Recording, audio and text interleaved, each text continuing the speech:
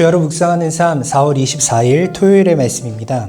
본문은 사무엘상 10장 17절부터 27절의 말씀이고 우리의 필요와 순종 사이에서 라는 제목을 가지고 말씀 묵상해 보도록 하겠습니다.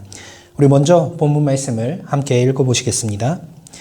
사무엘이 백성을 미스바로 불러 여호와 앞에 모으고 이스라엘 자손에게 이르되 이스라엘 하나님 여호와께서 이같이 말씀하시기를 내가 이스라엘을 애굽에서 인도하여 내고 너희를 애굽인의 손과 너희를 압제하는 모든 나라의 손에서 건져내었느니라 하셨거늘 너희는 너희를 모든 재난과 고통 중에서 친히 구원하여 내신 너희의 하나님을 오늘 버리고 이르기를 우리 외에 왕을 세우라 하는도다. 그런즉 이제 너희의 지파대로 1000명씩 여호와 앞에 나아오라 하고 사무엘이 이에 이스라엘 모든 지파를 가까이 오게 하였더니 베냐민 지파가 뽑혔고 베냐민 지파를 그들의 가족별로 가까이 오게 하였더니 마드리의 가족이 뽑혔고 그 중에서 기스의 아들 사울이 뽑혔으나 그를 찾아도 찾지 못한지라. 그러므로 그들이 또 여호와께 묻되 그 사람이 여기 왔나이까? 여호와께서 대답하시되 그가 짐 보따리들 사이에 숨었느니라 하셨더라. 그들이 달려가서 거기서 그를 데려오매 그가 백성 중에 서니 다른 사람보다 어깨 위만큼 컸더라. 사무엘이 모든 백성에게 이르되 너희는 여호와께서 택하신 자를 보느냐? 모든 백성 중에 짝할 리가 없느니라 하니 모든 백성이 왕의 만세를 외쳐 부르니라. 사무엘이 나라의 제도를 백성에게 말하고 책에 기록하여 여호와 앞에 두고 모든 백성을 각기 집으로 보내매 사울도 기브아 자기 집으로 갈 때에 마음이 하나님께 감동된 유력한 자들과 함께 갔느니라. 어떤 불량배는 이르되 이 사람이 어떻게 우리를 구원하겠느냐 하고 멸시하며 예물을 바치지 아니하였으나 그는 잠잠하였더라. 아멘. 네, 오늘 본문 말씀은 드디어 이스라엘 모든 백성 앞에서 정식으로 왕으로 임명된 사울의 모습을 보여주고 있습니다. 사무엘은 우선 미스바로 모든 이스라엘 백성들을 불러 모읍니다. 그리고 사무엘은 그곳에서 오늘 너희를 위하여서 왕을 세울 것임을 이야기해 주고 있습니다.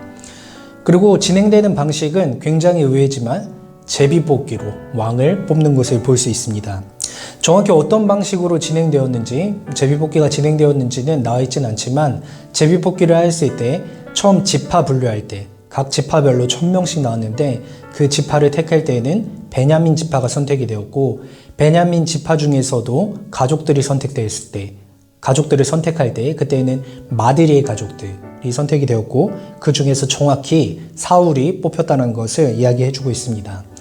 사실 우리가 이전에 살펴보았듯이 사울은 이미 기름 부음을 받은 사람이었습니다. 하나님께서 택하셨다는 것을 사무엘도 알고 있고 사울도 알고 있는데 왜 이렇게 굳이 제비뽑기라는 방식을 택했는지에 대해서는 아마 모든 사람들 앞에서 하나님께서 이 모든 것을 정확하게 이뤄 가신다.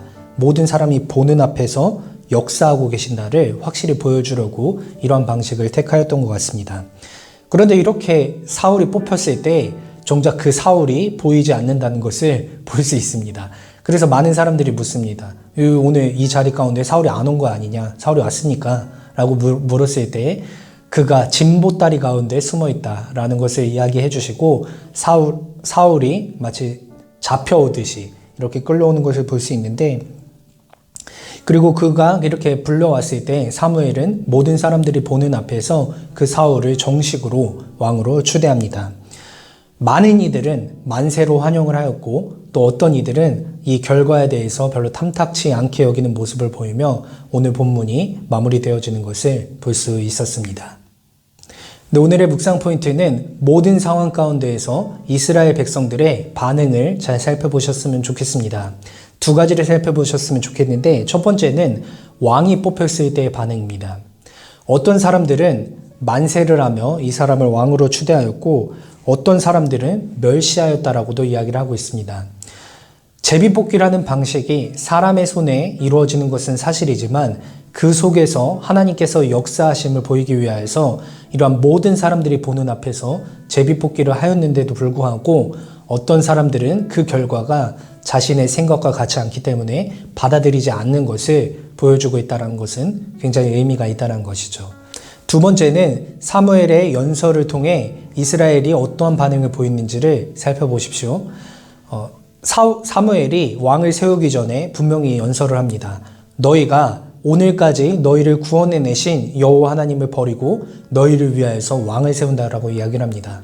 이 이야기를 했을 때 이스라엘 백성들이 어떠한 반응을 보이나요? 아무런 반응을 보이지 않습니다. 왜냐하면 지금 그들에게 중요한 게 그것이 아니거든요.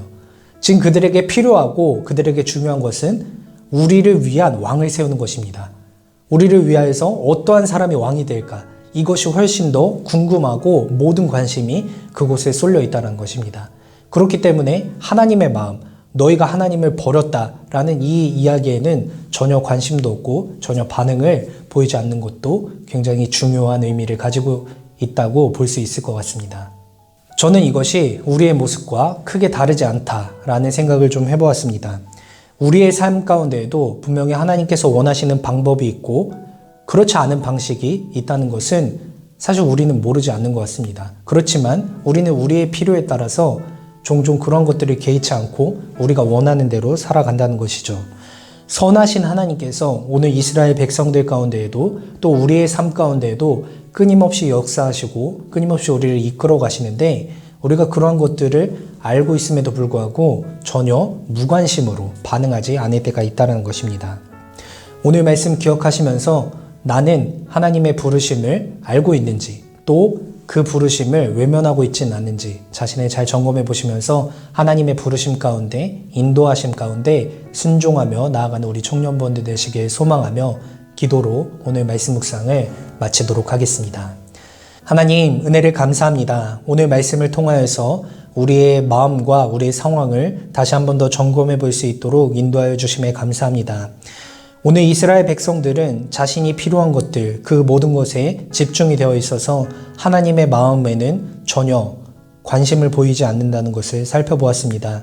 종종 우리 또한 이러한 이스라엘 백성들처럼 이러한 모습을 보일 때가 많이 있는데 우리의 마음을 다시 한 번 더 점검해보고 오늘 나에게 요구하시는 하나님의 마음을 살펴보고 그 하나님의 마음과 뜻에 순종함으로 나아갈 수 있는 우리 청년부원들 한 사람 한 사람 되어줄 수 있도록 인도하여 주시옵소서.